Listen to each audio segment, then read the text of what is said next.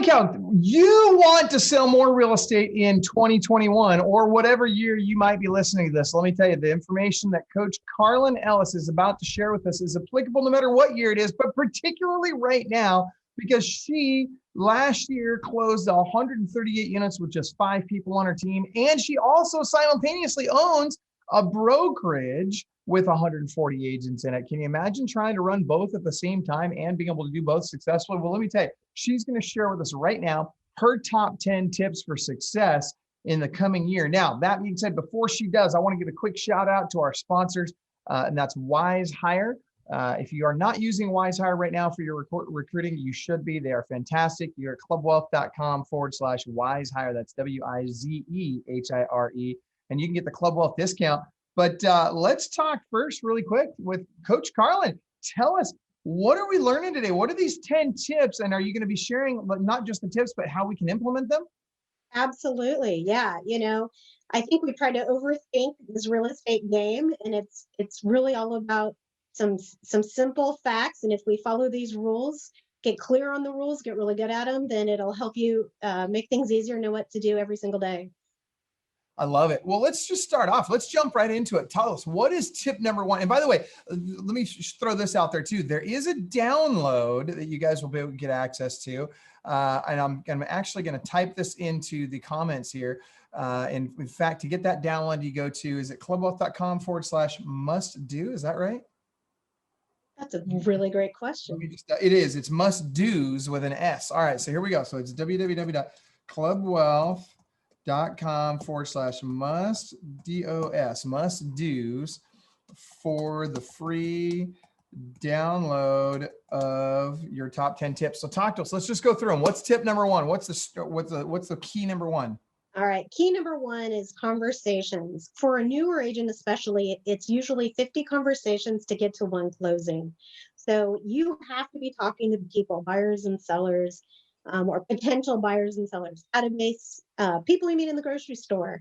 I don't care, wear your name tag everywhere you go. Have a conversation about real estate with anyone who's willing to listen.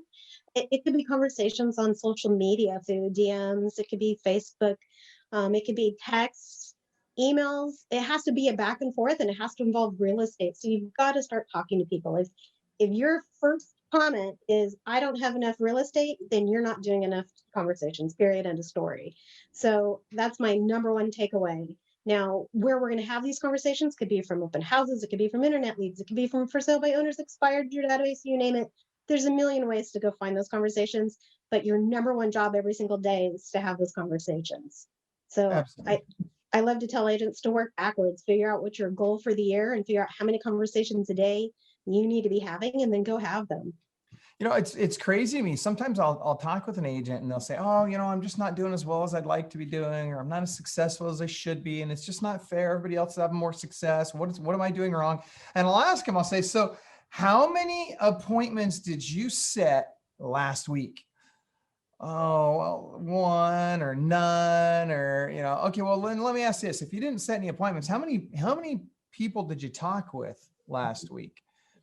Oh, well, I talked to a lot of people. No. I'm talking about like new buyers or new sellers that you haven't yet met with. How many of those did you talk with last week? Oh, well, like 3 or 4. And, they give me this weak answer. And I'm thinking to myself, are you freaking kidding me? Okay, let me ask you another question.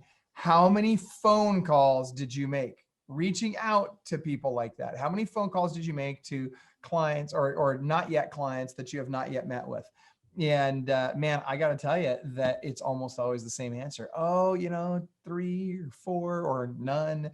And it's like, you wonder why you're not having success. If you want to have success, you got to do the basics, right? You got to get on the phone. You got to get voice to voice and face to face with people that are looking to buy and sell homes. So awesome. So success key number 1 is more conversations. Is there a number that you recommend?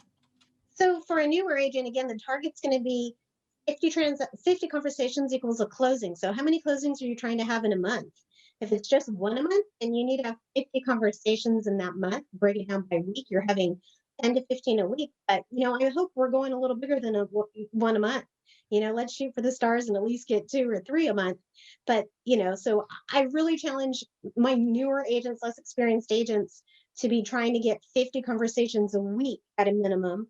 And if we go for that goal, it's you're going to blow it out of the park. But for more experienced agents, it's less conversations. You're going to be talking to more people who already know you and have that trust. So it's, closer to 20 conversations for a good experienced agent. So okay, 50. I don't want to blow past this. So your number that you're sharing here is that if with 50 conversations, and I'm assuming this is with people you have not yet had an appointment with, 50 conversations with a new buyer or new seller equals one closing. So it's 50 conversations about real estate with anybody. Anybody. It could be your database. It could be a stranger in the store, like I mentioned, wearing your name tag around. It is 50 conversations about real estate, period. Through those 50, on average, you're going to find somebody who wants to buy or sell a home and get to that closing. You're probably going to find a few leads who want to buy and sell. But for a new agent who really doesn't know what they're doing, on average, it's going to take 50 conversations to get to that closing table. Love it. That's awesome. Fantastic. Okay, good stuff. So let's move to tip number 2 or key number 2. What is key number 2 to? You need to become a lead generating machine, which means installing good habits from day one as to where we're going to be having these conversations about real estate. So as a new agent, you may be doing open houses, circle prospecting around your company's listings or closings. Talking to your database is obviously a huge source of leads, but you need to figure out, where am I going to get these leads? Maybe it's internet leads, maybe you're on a team and they're providing you leads, but where are these leads going to come from to get to those conversations? So we need to be out there turning and burning and looking for those leads.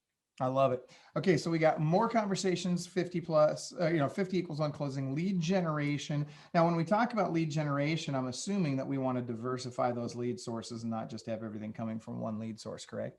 Absolutely. But what I also want to caution everyone is that you don't want to be chasing the shiny penny and not getting good at any of them. So for a new agent starting out, select 5 sources, 4 sources, get really good at those, get them as automated as possible, have them turning results, then add a next pillar and then a next pillar. And, maybe we're adding 1 pillar a quarter or 1 pillar a month, depending on how aggressive and how great you are at time management. But you can't be trying to do a little bit of everything and say they all suck. And that's what I see most agents do. They'll do one open house and say open house suck.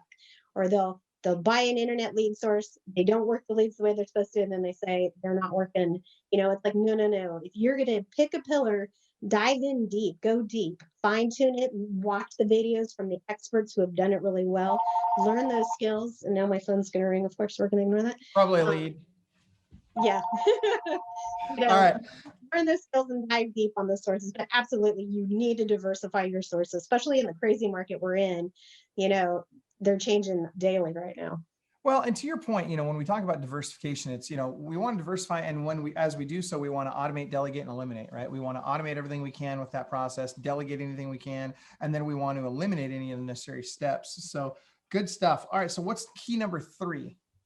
So for agents, this is a weird one, but I think it's really important to set the habit of watching your pennies. You have to control and tell every penny where it goes instead of letting them fly out the window. I can't tell you how many agents I coach and mentor who at the end of the year go, oh my God, I really didn't make anywhere near what I thought I made. Or, oh my God, I have to pay the IRS and I have no money to do it. And so we have to really control our finances, and we start it from the beginning. It makes life so much easier. So watch every penny, make every penny count. If you're spending money on lead sources, watch that ROI and make sure they're producing for you. I'm glad you mentioned that, because so many agents are all about, how do I just do more business? But it's not just about doing more business. It's about keeping more of what you make.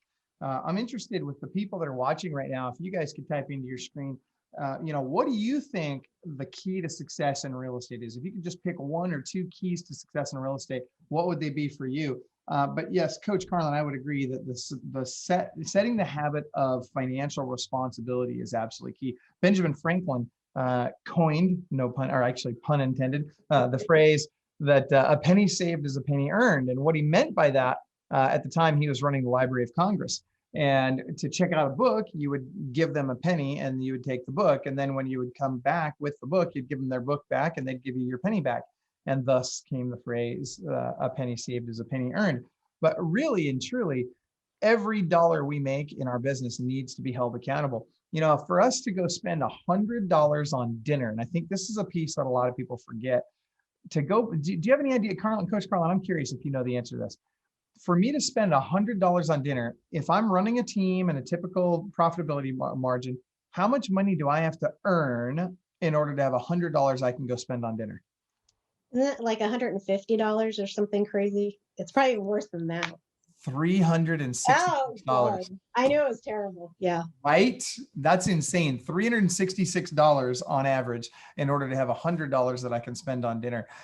Makes you think twice about eating at that expensive restaurant, doesn't it? It sure does. Yeah. Well, let's go to number 4. So number 1 was more conversations. Number 2 was lead generation. Number 3 is the habit of financial responsibility. What's number 4? Only the best. Surround yourself by the best. You need to learn from those that are successful in real estate. Learn from those that are producing at a higher level than you. Um, New agents tend to surround themselves by new agents, and those that aren't doing as much as they want to do tend to surround themselves by the same, and then they all complain to each other and nobody grows or improves. And so if your goal is really to grow and improve and be successful in real estate, you've got to learn from those who are doing it. Yep. 100% agree. All right. I love it. And number 5. Number 5 is my favorite, and I'm working big time in my brokerage right now with this. Like, I've invested heavily in this one, but it's embrace fear. And now we're gonna have a train go by. You gotta love my recordings. Luckily it's a quick train. Okay. That's So awesome. embrace fear. You're gonna be afraid. Like, real estate is jumping into a huge world of the unknown. As a new agent, you don't know what you're doing. And then we're forcing you to get on video and talk to the world and tell them, that you're faking it and making it until you make it. But you've got to embrace fear. Every day is different. I've been doing this for 20 years and I'm still learning things every single day. You're never going to know everything. So waiting until you know everything to get out there is failure right from the start. So know you don't know everything, accept it, be okay to admit it, and jump in and get going. I love that. So again, let me recap for those that are just joining us. We've got more conversations, lead generation, set the habit of financial responsibility, surround yourself with the best agents, which, by the way, I can't say enough about. That's one of the things I love about Club Wealth, is that you're surrounded by people that aren't just, doing a transaction here and there, but our typical agent in Club Wealth is doing a couple hundred transactions a year. That's a pretty big statement, right? Then you look at embracing fear and doing those things that actually scare us. I love this. This is great stuff. So Coach Karlyn, what's number 6 in your keys, your top 10 keys to success? So on that fear note, we're going to talk about social is king. I have so many agents who say, oh, I'm just not playing the social media game. Well, guess what? You're not going to be in real estate in 5 years. So, that's the hard truth. You think your database has gotten you this far and it's going to continue? It's not. We have a lot of big players out there in the social media world getting those database clients away from us. And so they're paying big money to do it. So we've got to fight back and make sure we're on social, showing what we're doing in real estate. It's a must. Yep. Yeah, it's huge. Now, when you talk about social, what platforms do you think we should be on? It's a diversification. It's trying to attract everybody everywhere. So, it's a balance of Twitter and Instagram and Facebook. And then we're looking at all the new ones coming down the line. I know there's a lot going on TikTok as well. One of my newest agents is knocking it out of the park though on Twitter. Wherever your database and your demographic is, you've got to be there. And video is absolutely number one rule. So video, everything. We don't love it, but we got to adapt and do it. I love it. Good stuff. All right. And by the way, again, we're talking, for those of you that are just tuning in, we're talking with Coach Karlyn Ellis, who closed 138 units last year while simultaneously owning and operating a brokerage with over 140 agents in it. And that 138 units, that's not the production of her 140 agents. That's just her and her small 5-member team. So very impressive numbers. And Coach Karlyn is giving us her top 10 keys to success. So what's number 7? Number 7 is that you do need to be a sales star. This job really does require sales skills, and you've got to learn the scripts, learn how to overcome objections, learn the basics like what a contract says and what a listing agreement says. It's our job to know everything. And on top of that, we also have to learn our market. We have to be an expert in the area we're selling. So there's a lot of education involved. I just caution newer agents, they want to spend so much time learning that they're not doing those conversations. So it's a balancing act. Mm-hmm. Well, it's interesting you say that. I was asking in the group today about, what is the most important skill that a real estate agent can possess. And I don't know, we had, last I checked, about 152 comments on that thing. A lot of people had some similar comments there and some similar thoughts on what skills were required. But I think the general consensus is there is skill required, right? It's not just as simple as I'm going to go get a real estate license and all of a sudden be successful. Now, granted, it's a lot easier to be successful right now than it ever has been before in real estate, but that's going to change and hopefully soon, right? And I hate to say that, and I don't mean to sound like, Dirk Downer here, but at the end of the day, we need the market to change, right? We need to weed out some of these agents who are less, let's just say, proficient or less skilled at the industry and the craft.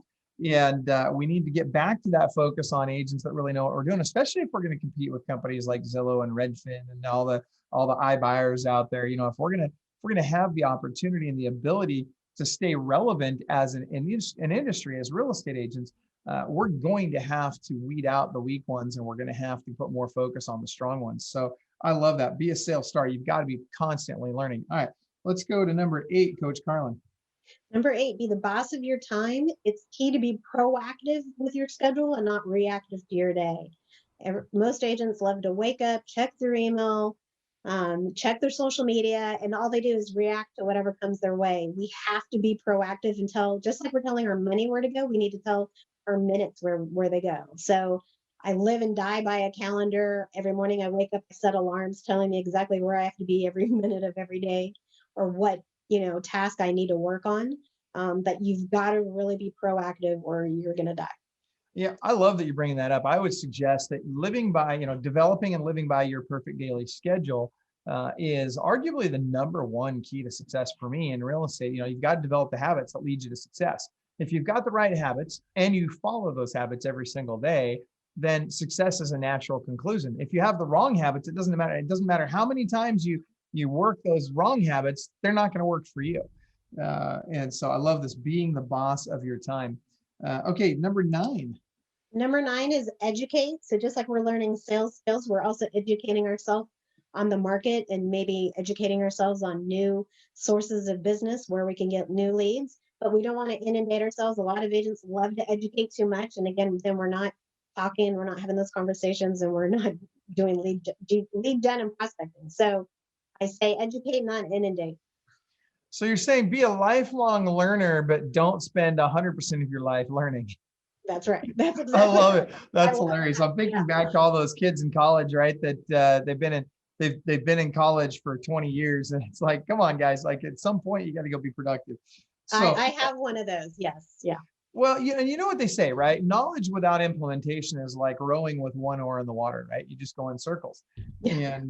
And so I love that you're bringing this up. That said, the education itself is very, very important. So educating yourself, and then finally, number 10. What is our number 10 key to success? Our number 10 is, I call it gather and grow. We need to gather our database and then grow it. Make sure we're adding to it daily, weekly, monthly. Mm-hmm. That's going to be the lifeblood of our business. So the key is that it always needs to be growing or you're going to die. That's a very good point. And that's where, some of those, different lead sources, the diversification of lead sources comes in, because those can help you build your database. We talk about building, sorting, and qualifying our databases on a constant basis. So I love that you're talking about gathering and growing. In fact, it's one of the very first exercises, as you know, that we go through with our coaching clients, is ensuring that they're utilizing a CRM, that they're utilizing it properly, that they're tagging people properly inside it, that they're growing that list on a daily basis, and that they're reaching out to them, and making sure that you can do that in a very easy way. Which, by the way, give us 1 or 2 ideas on ways that you see that we can grow our database. Well, like you said, the lead gen is absolutely going to help us add to the database, talking to the current database and getting them as well to help, give us leads, refer us to their friends and neighbors. That's, one of my favorite ways to do it. But then also establishing yourself as a go-to networker. You become the source of being able to refer them, the plumbers and the local contractors. You're a problem solver. In Texas, we just had this terrible storm. It's like, let everybody know you're here to help, and people will absolutely start coming to you naturally, and that will help grow the database as well. I love that. And that's actually a really big one. And I'm hoping that a lot of our clients did that with their database, literally just call them up and say, how you doing? Right. It doesn't have to be complicated. Don't ask them for business. That's one thing, man, that is like the kiss of death when people just call through their database and say, so if you were thinking of buying or selling a home or had a friend or family member who was, do you have a realtor you'd refer them to? That is not what you want to do. That is just very self-serving, right? Just call up, see how they're doing. Hey, did they make it through the storm? How's life? How are the kids? How's the family? All that. Just get back focused on their family, occupation, recreation, and dreams, right? Using the Ford technique. Tell them about your upcoming client event. Invite them to that. Low key stuff. All right. So Coach Karlyn, let me just recap these really quick. So she shared her top 10 keys to success, and these are fantastic. I'm going to read back through this list.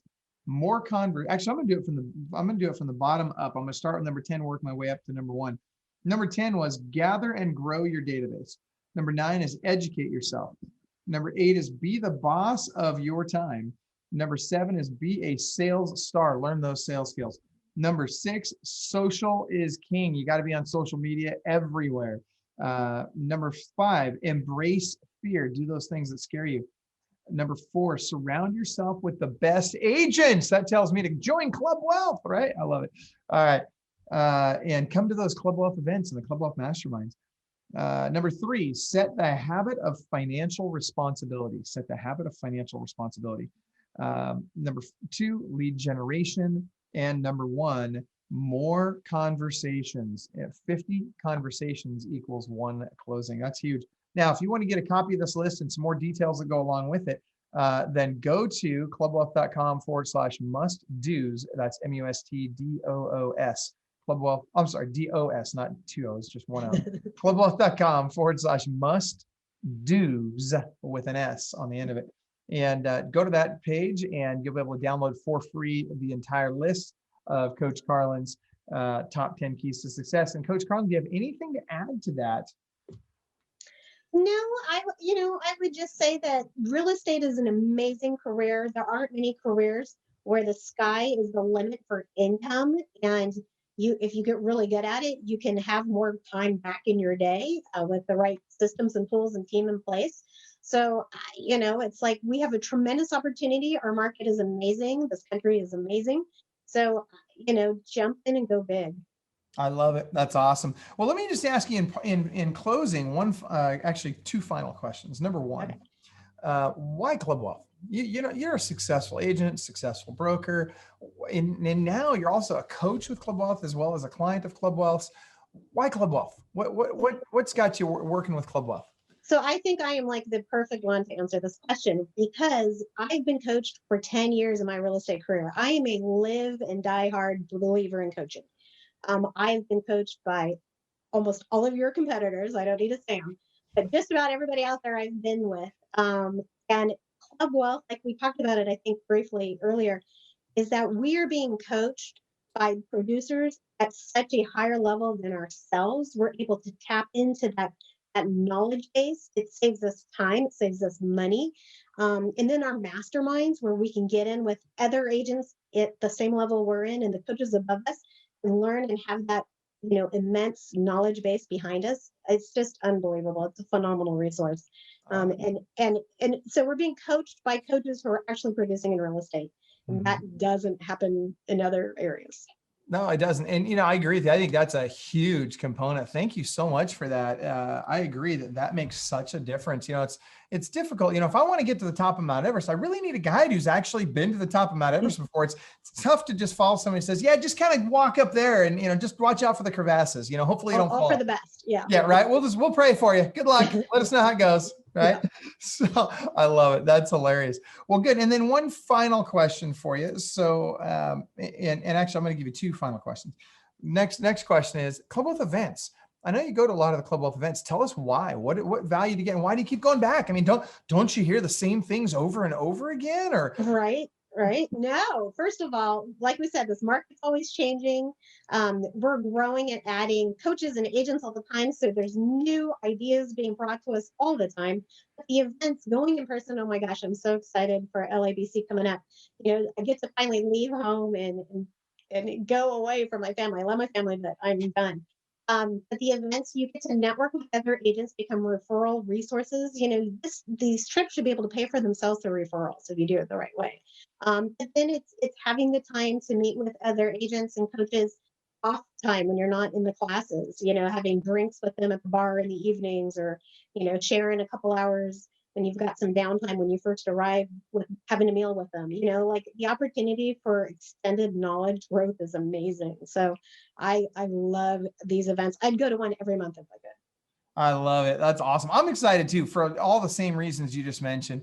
It sure is nice to reconnect with everybody, and there's no better way to network and to mastermind than in person, right? Yep. And don't get me Yep. wrong. I mean, we certainly have online tickets available for the events and stuff like that, but there's just no substitute for being there in person. And it sucks because I know we have some people that for health reasons or other reasons just aren't able to make it to the events in person sometimes, and it's really sad for them. I mean, they miss out. Now granted, they get to participate online and they get lots of value there too, but oh my gosh, I cannot even begin to tell you the growth that happens when you are in person at these events. So really cool. I'm super glad you're coming. So that said, your contact information, and I just wanted to share this in closing, is also on that download. So if you guys want to connect with Coach Karlyn, all you got to do is go to clubwealth.com/must-dos. That's MUSTDOS.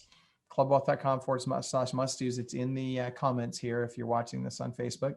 And just literally go there. You can get her contact information. You can get her download with her 10 top keys. And Coach Karlyn, do you have anything else that you'd like to add before we wrap it up?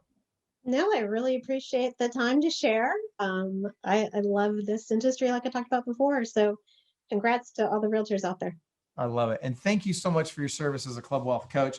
Folks, again, in closing, please remember to reach out to our sponsor. That's Wise Hire. You can reach them at clubwealth.com/Wise Hire. We use them for our recruiting in-house.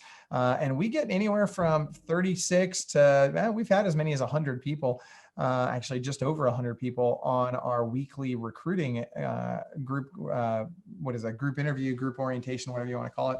And so they do a great job. Love them. And other than that, have an awesome day. And thank you again, Coach Karlyn, for sharing with us today. Thanks, Michael. Have a good week. You too.